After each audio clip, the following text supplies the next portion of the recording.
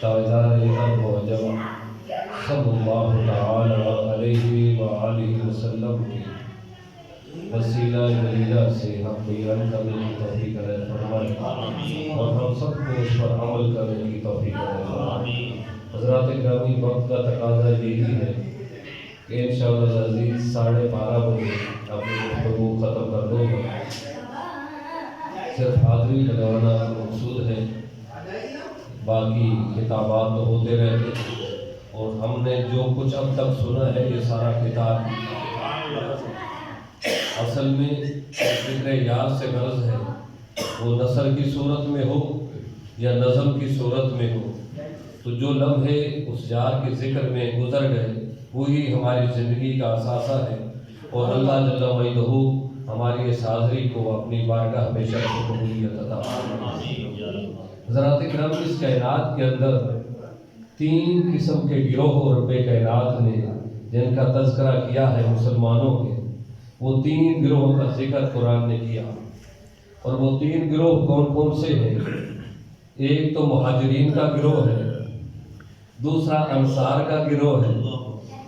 مہاجرین وہ ہیں جنہوں نے اللہ اور اس کے محبوب صلی اللہ علیہ وسلم کی رضا کی خاطر اپنے وطن کو چھوڑا، سب کچھ قربان کر کے مکہ کو چھوڑ کر مدینہ کی طرف ہجرت کی، وہ مہاجرین کا گروہ ہے۔ اور انصار وہ ہیں جنہوں نے ان مہاجرین کے لیے اپنا تن من دھن قربان کر دیا، سب کچھ ان کے سپرد کیا اور اپنی جائیدادوں کے اندر ان کا حصہ مقرر کر دیا، تو یہ انصار کا گروہ ہے۔ اور تیسرا گروہ جس کا ذکر قرآن نے کیا ہے مومنین کا، وہ گروہ وہ ہے کہ جو اپنے سابقین کے لیے دعائے مغفرت کرتا ہے۔ یعنی 3 گروہوں کا ذکر ہے، ایک مہاجرین کا، ایک انصار کا، اور تیسرا گروہ وہ ہے کہ جو اپنے گزرے ہوئوں کے لیے دعائے مغفرت کرتا ہے، ان کی بخشش کی دعا کرتا ہے۔ اب اللہ نے تو صرف 3 طبقات بیان فرمائے، اب اگر وہ 2 تو اس وقت تک تھے جو انصار وہ تھے جنہوں نے قربانی اس وقت دی، مہاجرین نے ہجرت کی، اور یہ ایک تیسرا گروہ ہے جو تا قیامت جس نے رہنا ہے اور جس کا وجود مسعود باقی رہنا ہے۔ تو لہذا اب اس گروہ میں اگر کوئی اپنے آپ کو مومن سمجھتا ہے تو اس گروہ کے اندر شامل ہے تو وہ مومن ہے، اور اگر اس گروہ میں شامل نہیں ہے تو وہ اپنا فیصلہ خود کر لے، ہم اس کے لیے کوئی فتویٰ نہیں دیتے کہ وہ کیا بن جاتا ہے یا کیا نہیں بنتا۔ بس مومنین کے گروہ 3 ہے، چوتھا کوئی گروہ رب نے بیان نہیں کیا۔ تو تیسرے گروہ کی نشانی کیا ہے کہ وہ اپنے گزرے ہوئوں کے لیے، اپنے سابقین کے لیے دعائے مغفرت کرتا ہے۔ اب اگر کوئی دعائے مغفرت کرتا ہے تو مومن ہے، نہیں کرتا تو وہ خود کہہ لے اپنے آپ کو جو کہنا ہے۔ تو یہ تو 3 گروہ ہو گئے۔ اب سرکار قرآن مجید نے ان 3 گروہوں کو بیان کیا، اور آپ اور میں آج جس وجہ سے یہاں بیٹھے ہیں وہ حضرت کی دادی جان کے اصالِ ثواب کے لیے بیٹھے ہیں۔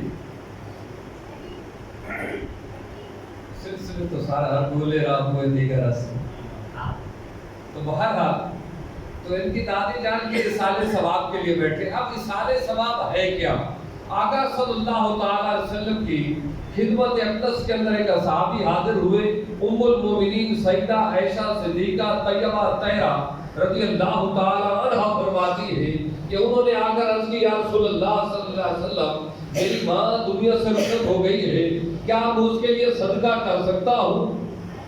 سرکار نے فرمایا ہاں اس کے لیے صدقہ کرو، وہ تیرا صدقہ کرنا اس کو نفع دے گا۔ تو اب یہاں سے پتہ یہ چلتا ہے کہ ہمارے وہ دوست جو یہ کہتے ہیں کہ جب دنیا سے بندہ رخصت ہو جاتا ہے تو باقی پھر اس کا کچھ نہیں بچتا، اس کے معاملات منقطع ہو جاتے ہیں، بس جو کچھ اس نے کرنا تھا، جو کمائی کرنی تھی وہ کر لی، اب اس کے حصے کے اندر کوئی عمل باقی نہیں رہ جاتا۔ اگر نہیں رہ جاتا تو پھر میرے آقا نے کیوں فرمایا کہ ہاں تو اپنی ماں کے لیے جو ہے صدقہ کر، اور تیرا صدقہ کرنا تیری ماں کو نفع دے۔ تو یہاں سے پتہ یہ چلتا ہے کہ انسان دنیا سے چلا بھی جائے تو پھر بھی کچھ اعمال ایسے ہیں جو اس کے باقی مرنے کے بعد بھی جاری و ساری رہتے ہیں۔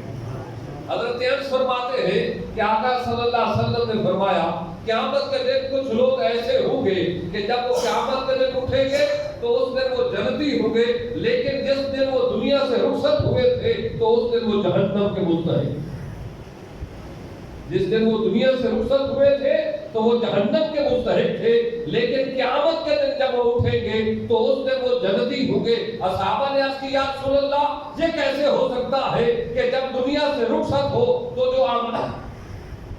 جو اعمال تو اس نے کرنے تھے وہ تو کر چکا، اب کس بنیاد پر وہ جنتی ہو گیا؟ تو میرے آقا نے فرمایا کہ جو وہ نیک صالح اولاد پیچھے چھوڑ کے گیا ہے، جو اس کے لیے وہ دعائیں بفت کرتی ہے، وہ اس کے لیے صدقات و خیرات کرتی ہے، اس وجہ سے قیامت کے دن جب وہ اٹھیں گے تو اللہ ان کے گناہ معاف فرما چکا ہوگا اور وہ جنتی ہو چکے ہیں۔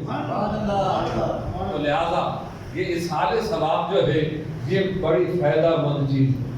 مولانا رشید احمد گنگوئی علماء دیوبند کے بڑے جید عالم دین گزرے۔ اب گھر سے خبر لے لی جائے تو اچھی ہے نا، کہ جو پوچھتے ہیں کہ یہ کہاں لکھا ہوا ہے تم یہ ختم پڑھتے رہتے ہو، تو مولانا رشید احمد گنگوئی اپنی ملفوظات میں لکھتے ہیں کہ مجھے خواب کے اندر ایک بزرگ ملے، آدمی ملا، اور اس نے مجھے کہا کہ ایسے کرو کہ جا کر میری بیٹی سے کہو کہ میرے لیے کچھ صدقہ کرے، میرے لیے کچھ صدقہ کرے۔ رشید احمد گنگوئی کہتے ہیں کہ وہ بزرگ صبح اٹھے اور اٹھ کر اس آدمی کی بیٹی کے پاس پہنچے۔ جب وہ اس کی بیٹی کے پاس جانے کے لیے اس کے گاؤں میں پہنچے تو پتہ چلا کہ وہ لڑکی جو ہے اپنے دوستوں کے ساتھ کہیں گھومنے پھرنے گئی ہوئی ہے، لہذا وہاں سے پتہ چلا کہ وہ دریا کے کنارے گئی ہے۔ رشید احمد گنگوئی کہتے ہیں کہ وہ بزرگ وہاں سے چلے دریا کے کنارے پہنچے، جب دریا پہ پہنچے تو دیکھتے ہیں کہ وہ بالکل بغیر لباس کے تھی، اس کو دیکھنا محال تھا، اب اس کو پیغام دوں بات کا تو کیسے دوں؟ وہ بزرگ فرماتے ہیں کہ میں تھوڑا اس کے قریب ہوا، قریب ہو کر میں نے اسے کہا کہ خواب کے اندر رات کو تیرا باپ تجھے ملا تھا اور اس نے کہا ہے کہ میری بیٹی سے کہو کہ میرے لیے کچھ صدقہ کرے۔ لکھ کون رہا ہے؟ رشید احمد گنگوئی اپنی ملفوظات کے اندر کہتے ہیں ان بزرگوں نے جب اس عورت کو یہ کہا تو اس نے تمسخر مذاق اڑایا اس بابا جی کا، اس بزرگ کا بھی، اور کہا باپ میرے کو بڑی فکر لگی ہوئی ہے کہ میں اس کے لیے صدقے کروں، چلو یہ لے یہ صدقہ کر دیتی ہوں۔ وہ دریا کے اندر نہا رہی تھی، دریا میں سے اس نے پانی کا چلو بھرا اور کنارے کی طرف پھینکا، کہا یہ لے صدقہ ہو گیا، یہ لے صدقہ ہو گیا۔ اب وہ بزرگ فرماتے ہیں رات کو جب میں سویا، گنگوئی صاحب کہتے ہیں وہ بزرگ فرماتے ہیں جب رات کو میں سویا تو وہ آدمی جو مرا تھا وہ پھر خواب میں مجھے ملا اور کہا آپ کی بڑی مہربانی، آپ نے پیغام میری بیٹی کو دیا اور میری بیٹی کے صدقے کی وجہ سے رات اللہ نے میری بخشش کر دی۔ اب وہ بابا جی کہنے لگے وہ تیری بیٹی کا صدقہ کیا ہونا تھا، اس کی تو حالت ایسی تھی، اس حال کے اندر تو وہ تھی اور صدقہ تو اس نے کیا کوئی نہیں، اس نے تو پانی کا چلو مذاق اڑاتے ہوئے دریا کے کنارے کی طرف پھینکا۔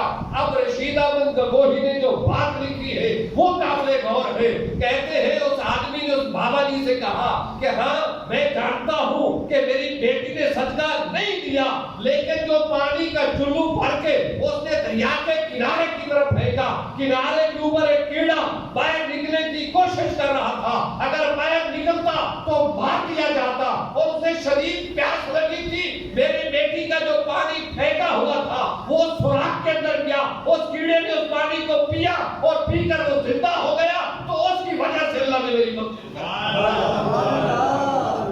اب سمجھ لگی؟ مالی مدرسہ دیوبند مولانا قاسم نانوتوی وہ لکھتے ہیں حضرت جنید بغدادی کے حوالے سے، کہتے ہیں کہ جنید بغدادی رضی اللہ تعالیٰ عنہ کی خدمت خدمت میں ان کا ایک مرید بیٹھا ہوا تھا، اور یہاں بیٹھے ہوئے کے لیے بھی اس میں سبق ہے۔ یہ لہذا جب کبھی بھی بزرگوں کی مجلس کے اندر بیٹھو تو اپنے آپ کو اس طرح نخسما جس کو کہتے ہیں نا، بغیر کسی قسم کے، تو نخسما سمجھ کے نہ بیٹھا کرو، بلکہ جب اللہ کے ولی کی بارگاہ میں بیٹھتے ہو تو اپنے آپ کو قابو کر کے بیٹھا کرو، دلوں کو قابو کر کے بیٹھا کرو۔ کیوں کہ دلوں کے اندر جو کچھ تمہارے خیالات آ رہے ہوتے ہیں وہ اللہ کا ولی جانتا ہے۔ تو بہرحال جنید بغدادی علیہ رحمت کی بارگاہ میں ان کا مرید بیٹھا تھا۔ آپ نے نگاہ اٹھا کر مرید کو جب دیکھا نا تو وہ بیچارہ پریشانی کی کیفیت میں، بڑا غمگینی کی کیفیت میں تھا۔ آپ نے دیکھا کہ یہ غمگین کیوں بیٹھا ہوا ہے؟ جب اس پر توجہ کی تو پتہ یہ چلا کہ اس کی والدہ کو عذاب قبر ہو رہا ہے، فرشتے اس کی ماں کو عذاب دے رہے ہیں، اس کو اس وجہ سے یہ پریشان ہے۔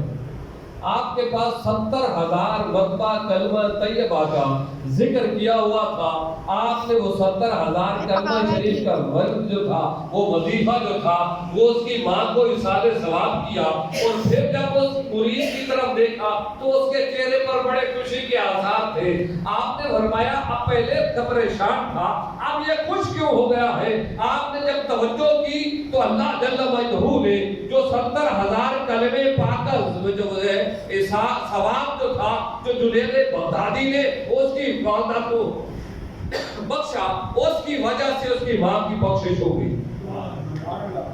اب دو پتہ چلتے ہیں میاں صاحب، مرید بھی کیا کمال تھا، مرید بھی کوئی عام آدمی نہیں ہے پھر کہ مجلس میں بیٹھا ہو، اسے پتا ہے کہ میری ماں کو عذاب ہونے لگا ہے، وہ ماں کی کیفیت کو جانتا ہے، ماں کو اصحاب ثواب ہو جائے، اس کی بخشش ہو جائے، اس کی کیفیت کو جانتا ہے، اور قربان جاؤں پھر اس کے پیر پر کہ اس کے دل کے اندر جب وہ کیفیت گزرتی ہے تو پیر اسے بھی جانتا ہے کہ یہ کیفیت کیوں ہو رہی ہے، اور جو کچھ معاملہ برزخ کے اندر چل رہا ہے اس سے بھی واقف ہے۔ اس لیے نگاہ اٹھا کر فرمایا جو میں نے اسے 70,000 مرتبہ کلمے کا ذکر کیا ہوا تھا، جو اسے بخشا ہے، اس کی وجہ سے اس کی بخشش ہو گئی۔ تو قاسم نانوتوی کہتے ہیں کہ اگر کوئی شخص جو ہے اپنے مرے ہوئے کو 70,000 مرتبہ کلمہ طیبہ کا ذکر کر کے، اس کا وظیفہ پڑھ کے اور اپنے عزیز کو بخشتا ہے تو اللہ اس کی بخشش کر دیتا ہے۔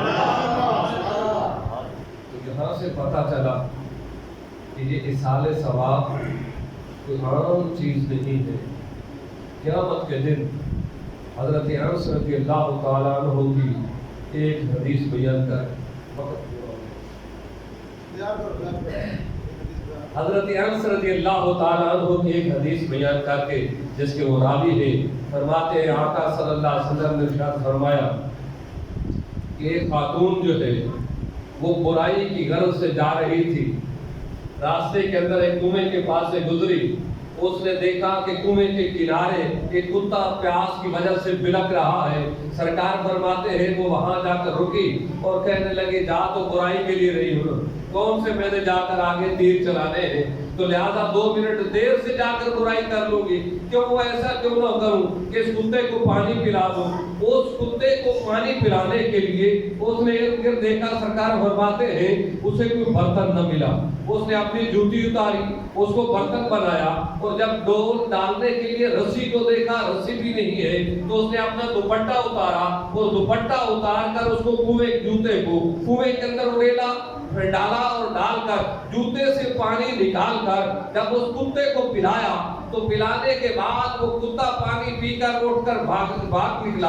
اتنے میں اللہ جل وجہہ نے سرکار فرماتے ہیں اسرائیل علیہ السلام کو فرمایا جلدی کر اس کی روح ادھر ہی قبض کر، جلدی کر اس کی روح ادھر ہی قبض کر لے۔ تو اسرائیل علیہ السلام نے اس کی مولا بھی تو اس کی زندگی کے دن باقی ہے، جو تو نے مجھے شیڈول دیا ہوا ہے اس کے مطابق تو اس کو اور زندہ رہنا چاہیے، اور آپ مجھے فرما رہے ہو کہ اس کی روح جلدی قبض کر۔ تو اللہ نے فرمایا اسرائیل پہلے تو کام کر، جلدی جا، بحث بعد میں ہوگی، اس کو یہاں سے اٹھ کر آگے نہ جانے دیا جائے، یہ قدم یہاں سے نہ اٹھا پائے، اس کی ادھر ہی روح قبض کر لے. اسرائیل علیہ السلام نے اس کی روح کو قبض کیا. اب اللہ کی بارگاہ میں عرض کی مولا روح تو میں نے قبض کر لی, اتنی جلدی روح قبض کرائی کیوں؟ تو رب نے فرمایا اسرائیل وجہ یہ ہے کہ یہ بدکار عورت تھی, اگر آگے جاتی تو برائی کرتی اور یہ جہنم کی مستحق ہوتی, لیکن جو ایک کام اس نے کیا ہے یہ عذاب مجھے اتنی پسند آ گئی ہے کہ میں نے اس کی بخشش کر دی ہے اور مجھے اس لیے جلدی بھیجا ہے کہ اس کی روح ادھر ہی قبض کر, نہ گناہ کرے گی نہ جہنمی ہوگی, اس ایک کی وجہ سے پچھلے میں نے معاف کر دی. یہاں سے پتہ یہ چلتا ہے یہ چھوٹی سی نیکی ہے. اگر کوئی کتے کو پانی پلاتا ہے تو رب اس کی بخشش کر دیتا ہے. اور سورہ یاسین شریف کے لیے میرے آقا نے ارشاد فرمایا کہ اگر کوئی شخص سورہ یاسین ایک مرتبہ پڑھ کر صبح مرے ہوئے کو بخشتا ہے تو شام تک اس کو عذاب سے محفوظ رکھ دیا جاتا ہے, اور اگر وہ شام کو اس کو بخشتا ہے تو وہ مرنے والا صبح تک عذاب سے محفوظ رہتا ہے. اور اب سوال یہ ہے کہ وہ سورہ یاسین اگر آپ نے 1000 10,000 20,000 آدمیوں کو اسحال کر دی تو جتنوں کو آپ نے اسحال ثواب کیا اتنی مرتبہ سورہ یاسین کا ثواب آپ کو ملا. پڑھی آپ نے ایک سورہ یاسین ایک مرتبہ پڑھی, لیکن اگر آپ نے 20,000 آدمیوں کو اسحال ثواب کی تو 20,000 مرتبہ سورہ یاسین پڑھنے کا ثواب آپ کو ملے گا اور کسی کے ثواب میں کمی. اس لیے دوستو آج ان کی دادی جان کی محفل تھی, ان کے اسحال ثواب کی, تو خوش قسمت ہے وہ لوگ کہ جن کا پیچھے دعائیں کرنے والا کوئی ہوتا ہے. اور یہ یاد رکھنا کہ دنیا سے رخصت ہوا جو بھی شخص ہو, مرد ہو یا عورت, اس کی روح اپنے گھر کی طرف پلٹتی رہتی ہے.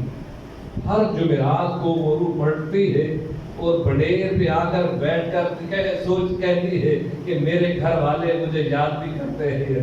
آپ نے آپ کا اندازہ کر لو کہ آپ جب دنیا سے ابا یا اماں رخصت ہوئے تھے تو ہم نے کہا تھا بڑی محبت تھی ابا ہمیں تیرے ساتھ, کیا اس محبت کا کوئی ثبوت بھی ہم دے رہے ہیں؟ اس محبت کا کوئی ثبوت بھی ہے, کیونکہ جس سے پیار ہوتا ہے پھر اس کا ذکر ہوتا ہے, اس کی یادیں رکھی جاتی ہیں. تو اگر پیار ہے آپ کو تو تقاضا یہ ہے کہ انہیں یاد رکھا جائے, اور یاد رکھنے کا سب سے بہترین طریقہ کیا ہے کہ انہیں اسحال ثواب کیا جائے. یہ جو کھانا آپ شام کو کھاتے ہو نا روزانہ, کھانا تو پیٹ میں ویسے بھی چلے جانا, وہ 1 روٹی اڑاؤ یا 10 روٹی اڑاؤ, جو آپ کے نصیب میں لکھا ہے اس نے وہ آپ نے تناول کرنا ہے.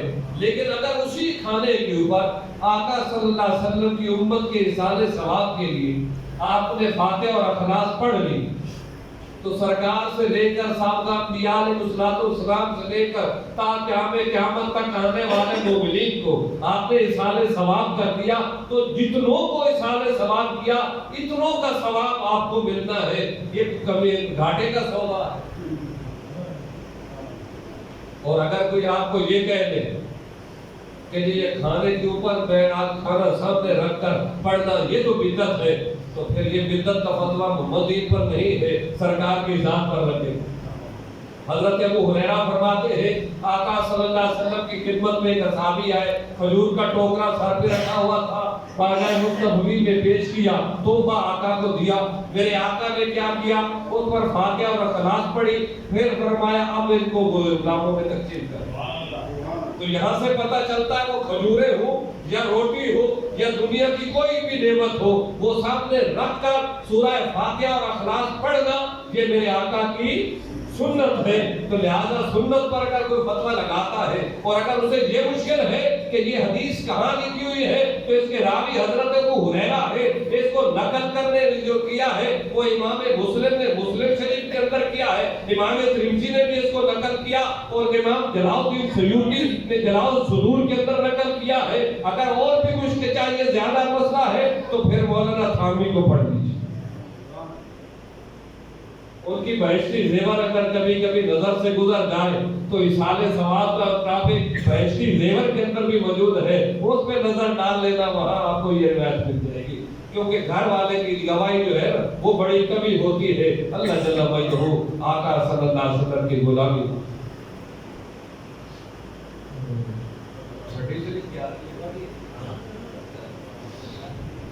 صرف ایک کرامت سیدنا خواجہ اجمیری رضی اللہ تعالی عنہ کی. خواجہ قطب الدین مختار کاکی رضی اللہ تعالی عنہ کے مرید تھے سلطان التمش بادشاہ تھے.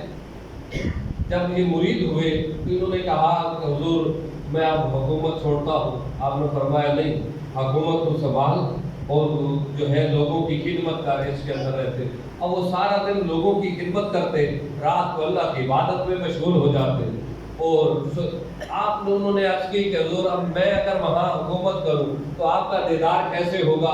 آپ نے اپنا علاقہ چھوڑ کر دہلی کے پڑوس میں پڑاؤ ڈال دیا جہاں سلطان التمش تھے. اب لوگوں نے فتوے لگانے شروع کیے کہ یہ عجیب مرید پیر ہے کہ مرید کے پیچھے ہی آ گیا ہے جہاں پیر رہتا، اور اس لیے آیا ہے کہ مرید بادشاہ ہے. دنیا والے چھوڑتے نہیں ہیں، یہ معاف نہیں کرتے. تو یہ فتوے باتیں پہلے ہوتی تھی. اب ایک دن کیا ہوا کہ کچھ لوگ التمش کی خدمت میں آئے اور آ کر کہنے لگے کہ آپ جس پیر کے ہر وقت دھن گاتے رہتے ہو اس پیر کے کرتوتوں کا بھی پتہ ہے یا کوئی نہیں ہے؟ آپ نے فرمایا کیا ہوا؟